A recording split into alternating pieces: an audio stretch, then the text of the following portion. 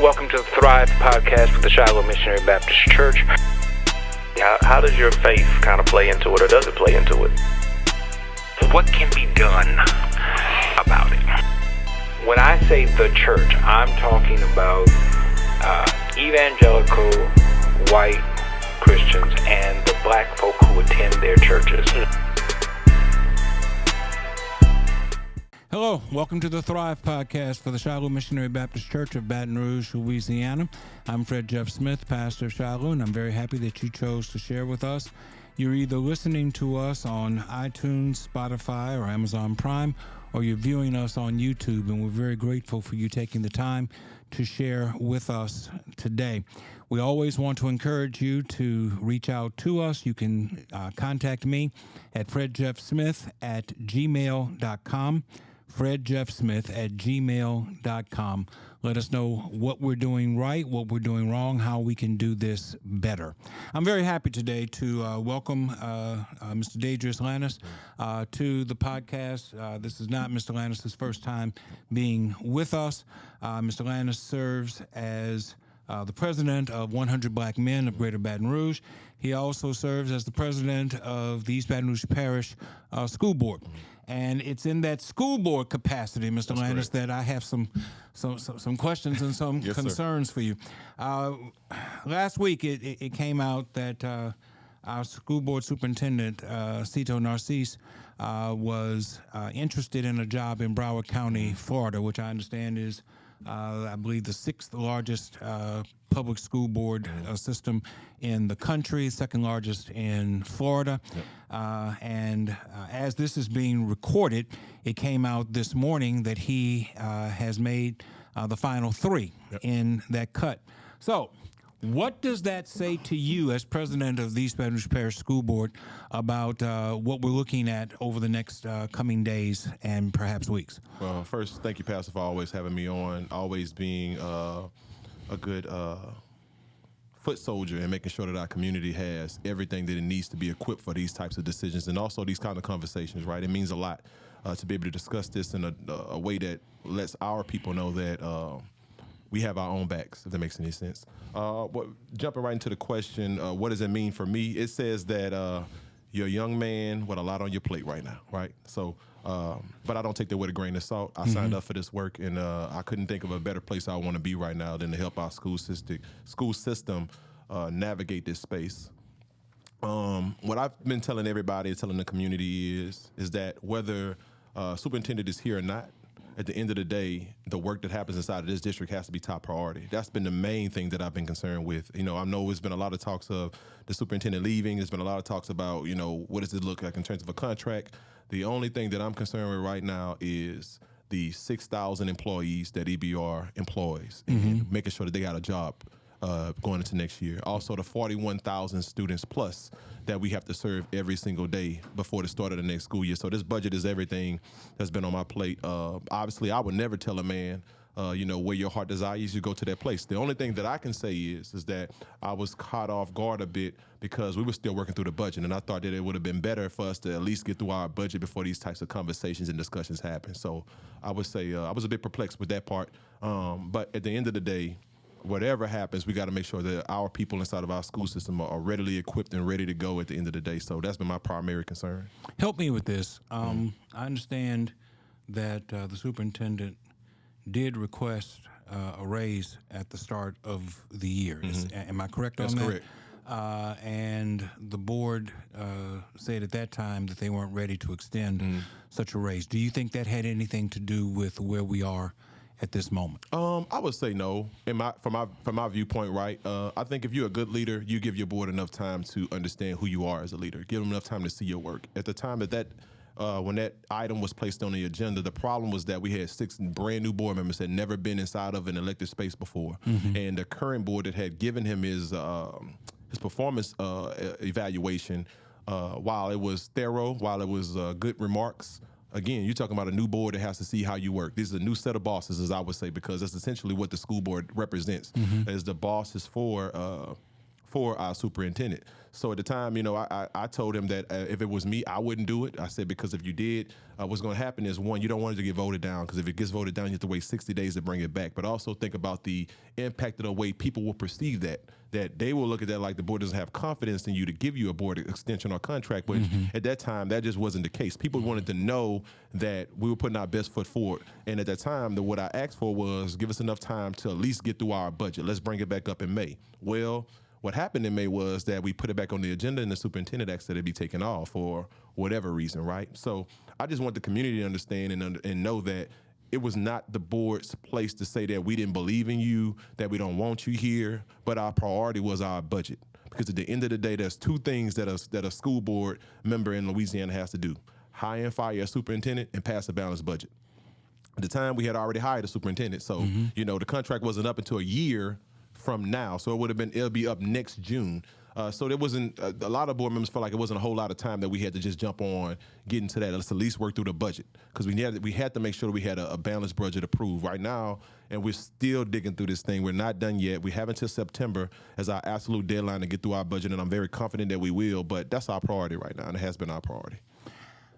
Tell me what it is from a more theoretical standpoint, or I guess pragmatic standpoint. What is it about the job of superintendent, not just here in East Baton Rouge Parish, but the job in general, that people don't stay long? I'm 61 years old, and there have been at least a dozen superintendents for East Baton Rouge Parish schools. Now, at one point, I understood that because we were under a consent decree, superintendents did not feel like they had the latitude to do certain things that they wanted to do. But we've been out from under the consent decree for some time. It just doesn't seem like a job where people stay for a long period of time. You're here for 2 years, and you're gone someplace else. 3 years and you're gone someplace else. What is it about that job that causes such turnover? Well, I say that's an interesting question, right? I think typically what happens is that people get into superintendencies later in their career, after they've already been a principal, after they've already worked inside of a central office system. They have a better understanding, a thorough understanding of the way that a school system should work. So because of that, they're almost at retirement age. I think that's one part. The second part of it is, I think, people look at these positions like it's luncheon pads. You got to remember, East Baton Rouge Parish at one point was the largest school district in the state until Zachary Central and Baker broke away. Right now, we're the second largest inside of the state, but we still control a lot of the movement in terms of educational items, educational priorities for the state of Louisiana in terms of legislature, the way they pass and approve things, the way Betsy moved policy. They always come to EBR first because we're the capital city. So for a lot of people, again, it looks like a good lunching pad. You come here, you work inside of a city like East Baton Rouge Parish. They also look at the fact that it's politically enthralled. So, if you can withstand those types of things, then you can propel and ultimately see yourself going to another place. And that's not just in, I think you worded it very wisely. It's not just East Baton Rouge Parish. We see the same thing happen in neighboring districts, right? Like we saw with Jefferson Parish, our current state superintendent came from Jefferson Parish. Right. With the person that was our state superintendent before him, he was named to be the U.S. Secretary of Education. He was on a short list, so these things are just looked upon like luncheon pads in terms of making your career go to another level or to another place, another space. Well, let me ask a second theoretical question. Yes, sir. Assuming that Superintendent Narcisse is selected to go to Broward County, and the board is then thrust into the position of finding a replacement for that. What is the logic from your standpoint, whether it be personal or as in your role as president of the board? What is the logic for looking outside of the parish as opposed to looking within? I don't see where, and please correct me if I'm wrong. Go ahead. I don't see where we've done any better or any worse by picking from outside than we have done when we picked on the inside. I wasn't crazy about the guy who was there before Narcisse, but he came essentially from within, came from Baker School District. But I happen to think that Charlotte Placide was one of the best school board superintendents that we have ever Absolutely. had, and she was ingrown. What is this desire on the part of some people, and I don't know this new board, to do this national search, to pull in somebody who doesn't know Louisiana, doesn't know Baton Rouge, doesn't know all the things that you just named about the politics and all they don't know that, and it takes us a degree of time to get acclimated to that. Very true. And before they can get acclimated, they're already looking for their next venture. Does it seem to you like the job should go to someone who's homegrown as opposed to outside? So, man, you got some good questions today. Didn't expect anything differently. But what I would say is that I think with the last board, that was a push to go out, to go full external, because we wanted to try to get someone who had best practices that had been battle tested around the country, who can bring in new ideas, who could be innovative, and bring just a new energy to our board. What I will say is that if this situation doesn't work and the superintendent does, in fact, take the Broward job if they select him or if they choose to go with him, I don't foresee us going through a process where it's going to be national. I don't even see us going through a process where it's going to be regional inside of the state. Inside of the state of Louisiana. I do think that we have people here who have the propensity to do the work, the capacity to do the work, the wherewithal to get us to where we need to go. And I think we need right now what our district needs is a stabilizer. I don't think we did the big, thoughtful, big idea. We did the big personality type of situation, and I think that. Regardless of if he's here or not, I think the foundation is built. Now we just need a stabilizer to make sure that we can continue moving the work the way that we need to. And that's what I'm going to push for. I want us to do a local search. It won't be anything extravagant. I think we have some qualified, highly qualified, let me say that, people here who have the heart for it, who want to be here, who are vested inside of our community. And I think that's what our community needs right now. And I've been hearing the community's concern, and I just want them to know that, yeah, we're listening to you, we hear you, and we're going to follow up on that. Good. What do you think of the new board? The last time I went to a board meeting, it was majority white, majority Republican, and they didn't seem to care too much about what I was there for, and I was there when we were talking about redistricting. They patiently let the community talk, and then they quickly had a motion and a second, and they voted the way that they wanted to vote, and it was done. Tell me about the new board.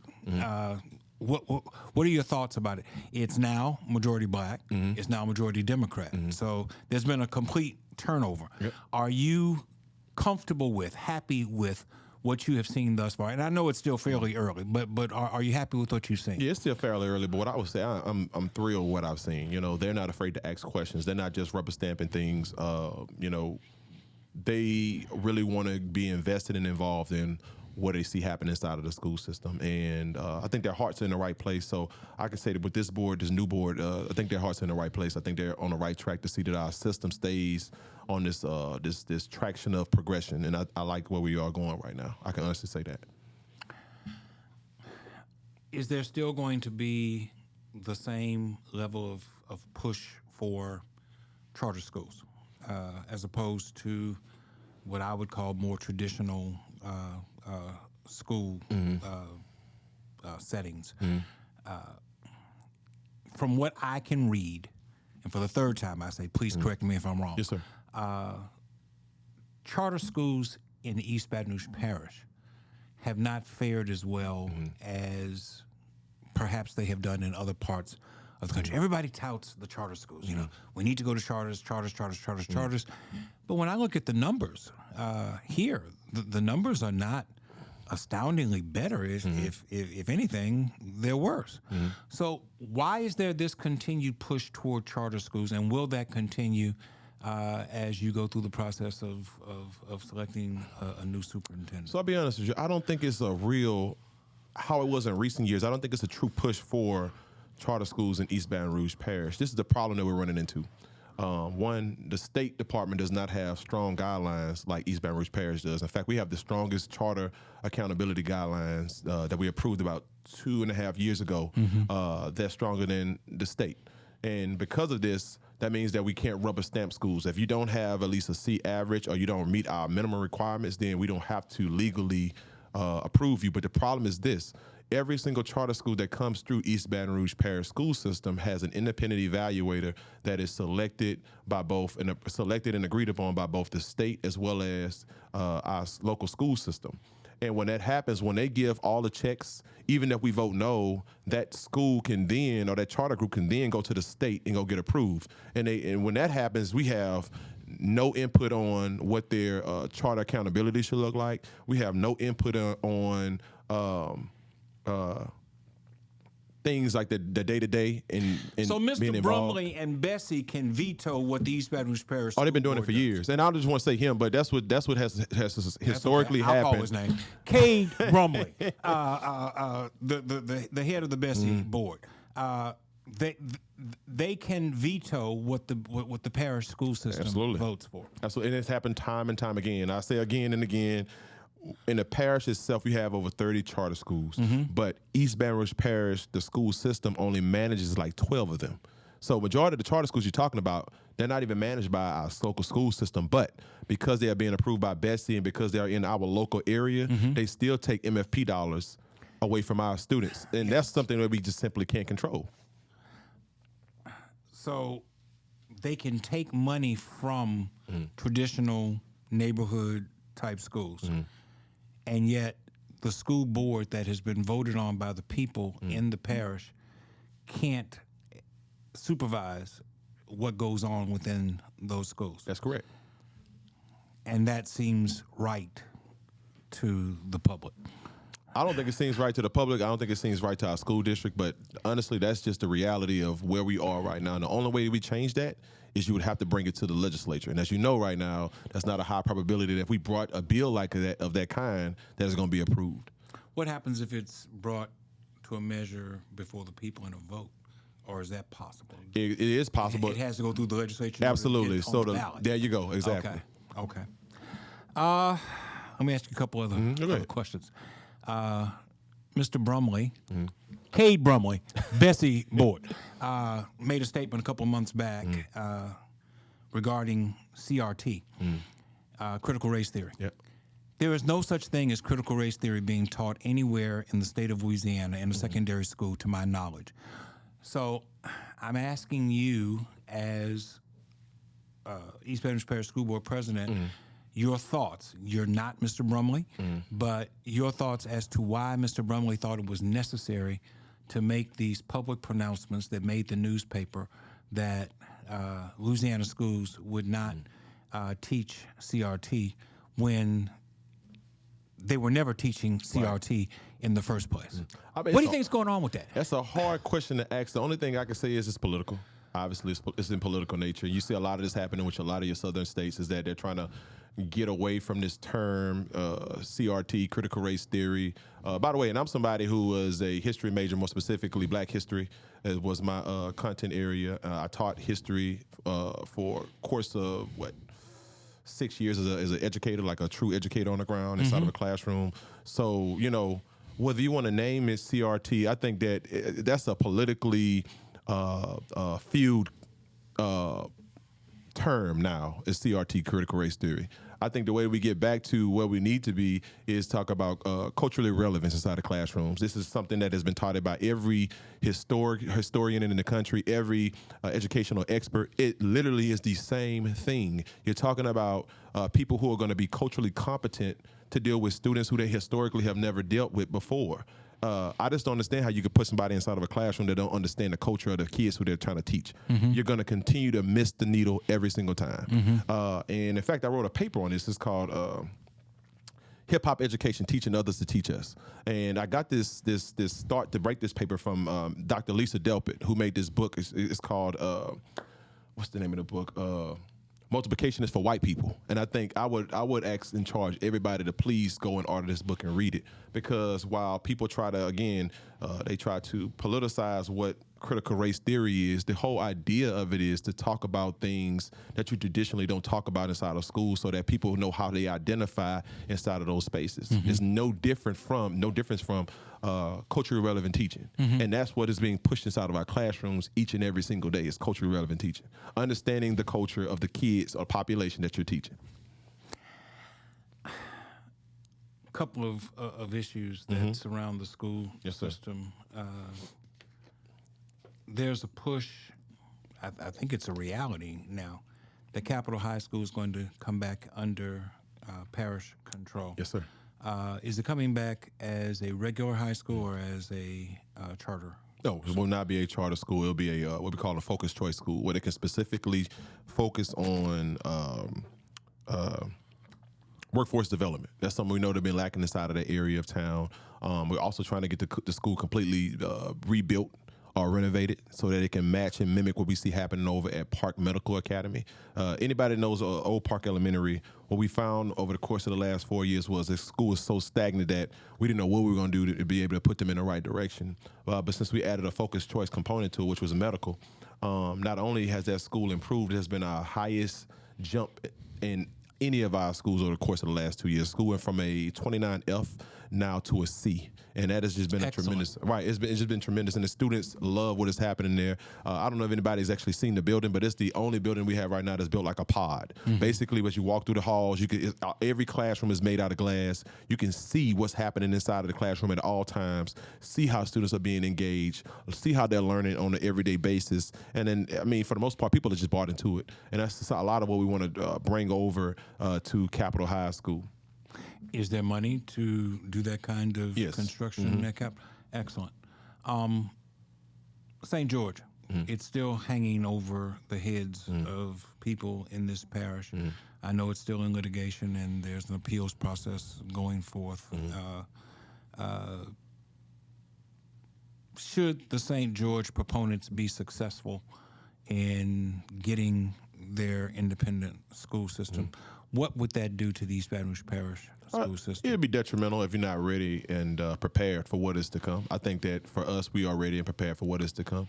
I think we follow the same playbook that then Mayor President Kip Holden did, where he annexed in any properties that should be a part of our East Baton Rouge, East Baton Rouge Parish itself. I think that's we're going to do the same thing. I think when you see school properties that exist outside of our lines and that extend over into that southeastern portion of the parish, I think that those schools will be annexed in. And I think they should be annexed in for several reasons. One, because the entire taxpayer base for East Baton Rouge Parish paid for those schools. So I think it's wrong to say that you can come in and take something that does not rightfully belong to you, where you can stifle off and say, well, all students can attend, just our students can attend, right? So I think that we're going to prepare ourselves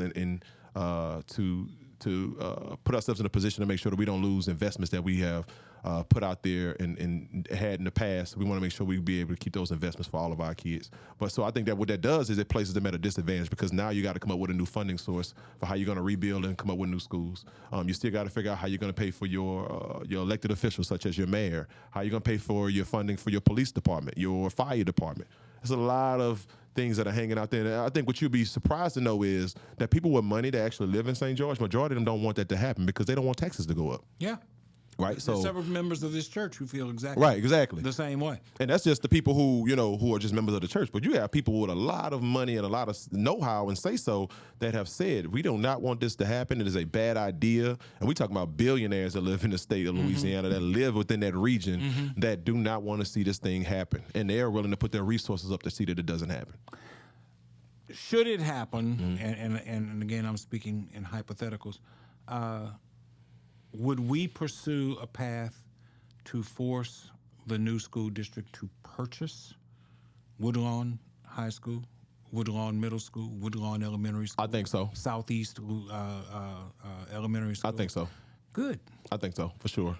Because that Will they didn't do it? happen with Zachary. It didn't happen with Baker. It didn't happen with Central. They formed a system, and we just gave them the school systems of the facilities gratis. Yep. And so I'm very happy to hear that we would take a different approach. Absolutely. But I think I hope those people understand that does not come with a cheap tag. Let's just take Woodlawn. Woodlawn, to rebuild Woodlawn a few years ago, $35 million. That's just to rebuild. So, now that the assets are inside of the building, now that you got the entire acreage of the school, when you encompass that, that's a lot of money. And then all of those houses have just been built on that side of town. So property value has shot up on that side of town. So it's not going to be a cheap price tag in order to buy those types of facilities. Should Superintendent Narcisse not be selected. From your standpoint, what does that do to his credibility, administrative authority, his ability to properly maneuver and supervise East Baton Rouge Parish school system? So that's a good question. I think I answer that in two different ways. One, I'll answer from the board president perspective, and somebody who's been on the board now for 5 years, and since my time being here, he's now our fourth superintendent, whether it's been interim or whether it's been long term. I think it could be seen as problematic for us to put ourselves in another position where we have to go out and find somebody to start off from scratch. If, in fact, that does happen, again, this is just my board president perspective that I'm giving you right now. That would have meant that since Warren Drake left us 3.5 years ago, that we would have gone through him, Leslie Brown, who didn't stay long. Then we had Adam Smith as an interim, and then we brought on Superintendent Sito Narcisse.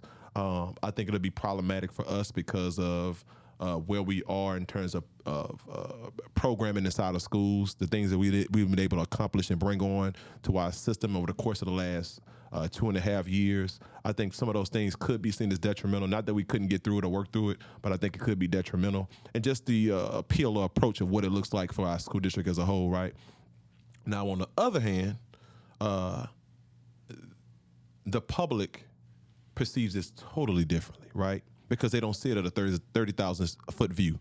What they see is the way they're going to look at it is somebody who was not from Baton Rouge. They felt like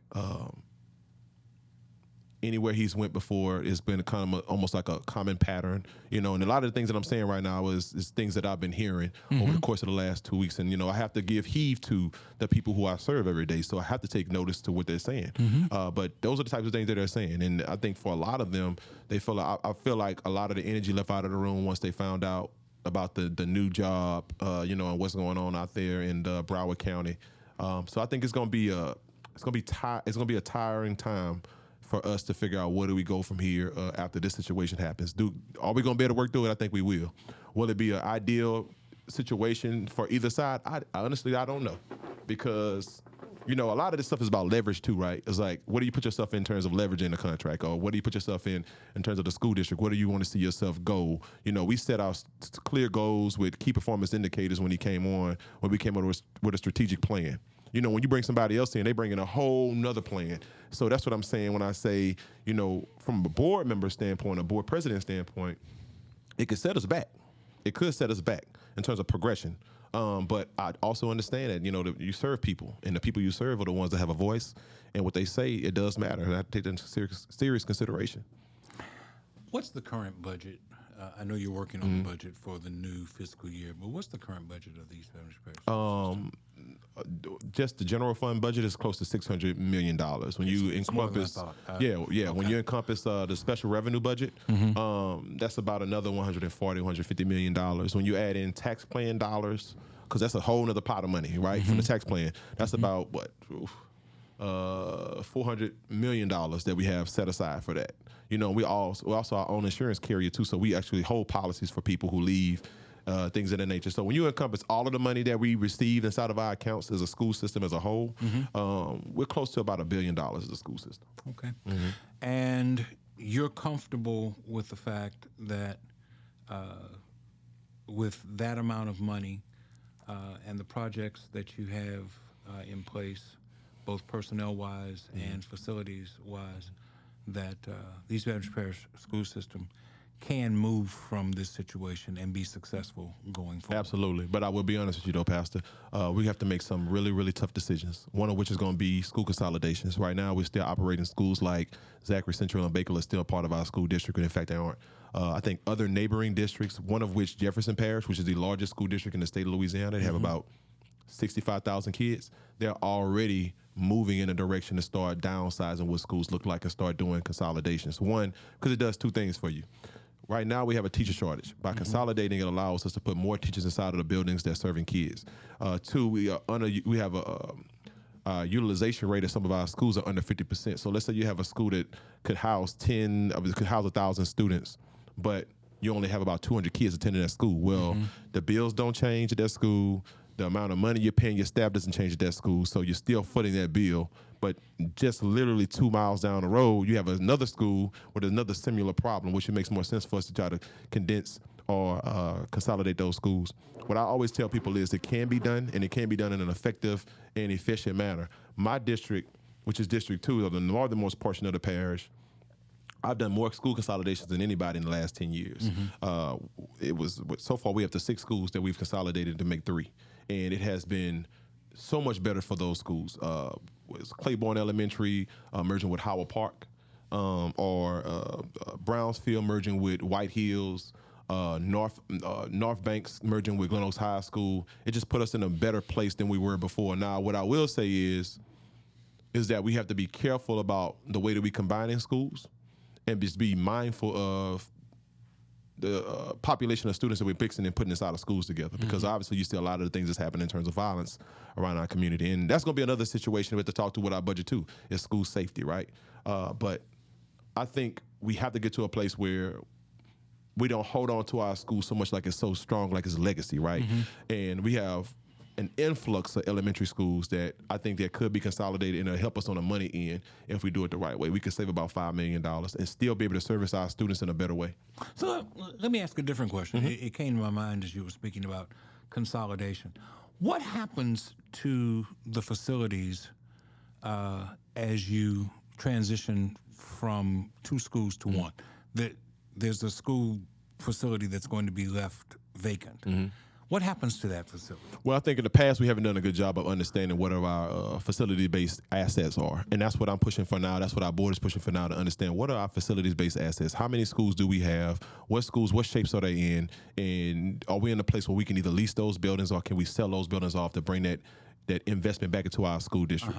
That's the place that we're currently in right now, is to see, are there community partners that be willing to come in and help buy these dilapidated buildings from us and reutilize them or repurpose them in a way that, 1, is going to help the community, and then 2, it's going to also bring that investment back to our school system. That's the conversation right now. And if you were successful in developing lease arrangements or purchase arrangements for those schools, would the school system consider helping in the transition costs of such facilities? Yes, because I think so. Because people who buy these buildings, I'm just speaking from a church standpoint. I can name half a dozen churches that I think would be very interested in purchasing or leasing school facilities, but I know that black churches don't have a bottomless pit of financial resources. Right. So there would have to be some kind of arrangement that would be made that would be advantageous for a church congregation making such an investment. Do you think the school system might be interested in doing something like that? Absolutely. I think with every CEA is going to look, significantly different. Obviously, because the churches are in a unique space in terms of taxing, right? I don't think that they would be assessed the same way as, if, say, a Fortune 500 company comes in and wants to lease a school building or they want to buy a school building. That's a totally different situation. And I think also the community investment, of which a lot of our churches have given back to our city and our parish, I think that gives room for us to see a situation where they can come into a building and then we are able to help them out. Like, for instance, if you lease the building from our school system, obviously grounds have to still be upkept. I think that's something that the school district itself would take care of or could take on and continue to do on behalf of our community to also offset some of that cost. I think the overall thing is going to be, can you, 1, afford the insurance on a building that comes along with it? But if you're leasing it, that wouldn't be something that you would cover anyway. But just being able to cover your month-to-month things like your utilities and things like that. I think that there is enough energy for us to say we can help out where we can help out at, as long as you can handle the bottom line stuff like it, making sure that you pay the lease and things like that. But I foresee that being a strong possibility, absolutely. I've had conversations with teachers and principals over the last couple of months, and in fairness to the superintendent, who I have never had a problem with, I've always had a good relationship with him. There's some people who think that this might be a chance at a restart for the school system, and there is enthusiasm about the idea of having the chance at that restart. Is that the same sense that you have in talking to people? Yeah, but you're going to hear different perspectives from what you hear from people. But I think that if it is a situation where he doesn't leave, I think that could be a situation where it could be a good restart for him. But I think people want to know that there's a commitment to be here, right?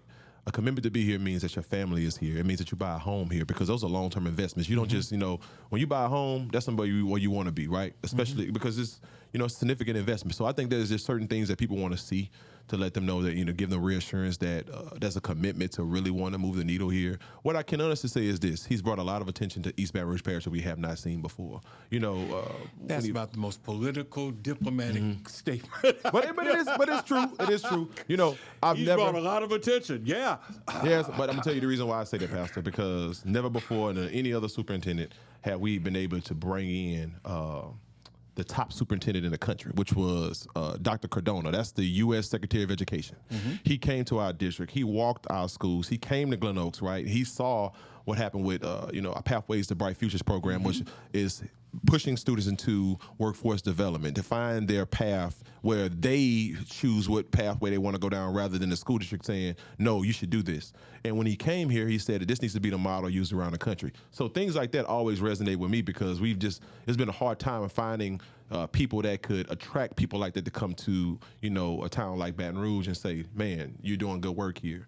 The downside to that is you started something, so you got to finish it, right? And that's the thing that people are going to always hinge on with this particular situation is you started something, but are you going to be able to finish it? Or are you going to finish it? That's thing that's always kind of hung over people's head is, you can get in good in a place, but then how long do you really want to see yourself being there? Let me ask a couple of questions that have nothing to do with the school system. Go ahead. Put on your 100 hat. Yep. How's 100 Black Men of Baton Rouge doing? Oh, phenomenal is what I can say. We have just finished a mentoring program with some young people. I heard that you all had some wonderful results from that. Oh, absolutely. Not only that, and I go ahead and say this now, but our chapter has some significant major awards that are going to be coming out over the course of the next 2 weeks that we're going to announce to the public. And I think those are big things, right? And these are like national awards. Since the time that I've been there, we're now partnered with the White House Initiative on Community Violence Intervention. So we've been trained in that space. We're working with Mayor Sharon Weston Broome, working with our local BR Police Department. We're getting back into that space of stop the violence because I think that's where we need to be. That's what we're founded on. So I think outside of that, though, what we do well and what we know we do well is we mentor young Black youth. And that's where we are continuing to expand right now. Right now, we have about 100 kids inside of our program. We want to try to expand that to touch as many as 2,000 kids. We got a new program called Not From This House. And under this program, we're going to take on 200 first-time offenders from our juvenile court system as well as 19 JDC and work with our local DA, Hillamore, to not only insert them into this program, but also get them mental health evaluations, get them behavior evaluations, get them on point to find them a job, a long-term job, not short-term, get them back in school, whether that means they're enrolling back inside of East Baton Rouge Parish schools, getting a high-set degree, or enrolling at Baton Rouge Community College to either get their associate's degree or to get them back on track to get a job. We are doing everything possible to make sure that our young people in the city are thriving, and we can try to cut down on the violence that we're seeing happen all across the board. Are you still teaching at Southern Law School? Oh, no, I'm not. No, okay. Sir. No, sir. I was going to ask you a law school question, but okay. One last thing. Book banning. Yep. Can't ban a gun, but we can ban books. What's going on? Does that fall under the category of political theater?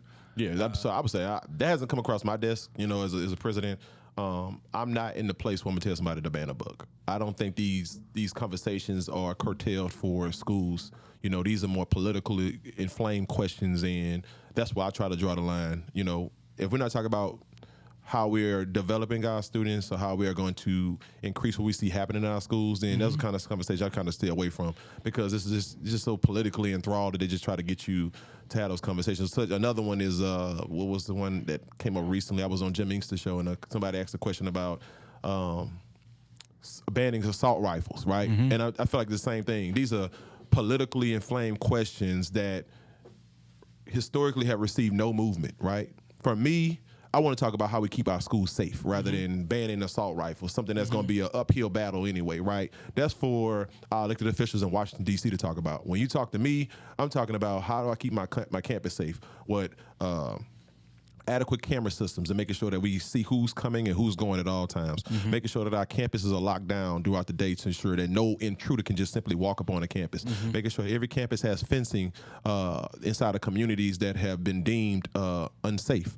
Because we know we have some zip codes where we have a lot of violence that's occurring, and a lot of that stuff is being spurred off of our campuses. So that's the conversation I have whenever we talk about those things. You know, not something that's politically inflamed, because it's only going to add more fuel to the fire with me giving a answer on something that is beyond what I can even do, or beyond the purview of what a school member can do. What I can do is make schools safe, though. I hope it stays beyond your purview. Yep. I'm not sure I agree with you about the book banning thing. If Jeff Landry is successful at becoming governor of the state of Louisiana, I fear that all of the things that we see happening in Florida and in Texas are going to be happening here in Louisiana. And there's already a push in the state legislature to ban books. And while it's on a state level now, if it makes it successfully through the state, it's going to be trickling down into parish school systems. Now, I'll be out there with my trumpet, so I can tell you that. So, you know, don't let the question guide you into thinking that that's my personal feelings. My personal feelings is that whatever I can do to protect kids, I will. I've been down to the legislature before, spoke on when they tried to put guns in the hands of teachers, and I spoke against it. I'll do the same thing when they try to come and talk about banning books, and I'll be a thorn in anybody's side when it comes to something like that, because it doesn't really do any good. Again, it's just political banter, and some of that stuff you just got to get in front of and just let them know, like, no, this isn't about kids. This is about you. It's about you building your national profile. I'm not gonna let you do it off the back of kids, not black kids anyway. I appreciate you taking the time to come share with us. For those who don't know, it's been a very busy day for President Lanus. It's been a lot. And we didn't know whether or not we were going to be able to hook up. So I'm very glad that you were able to come through. Hope you come back again soon. Thank you for listening. Thank you for viewing. We'll be back again next time.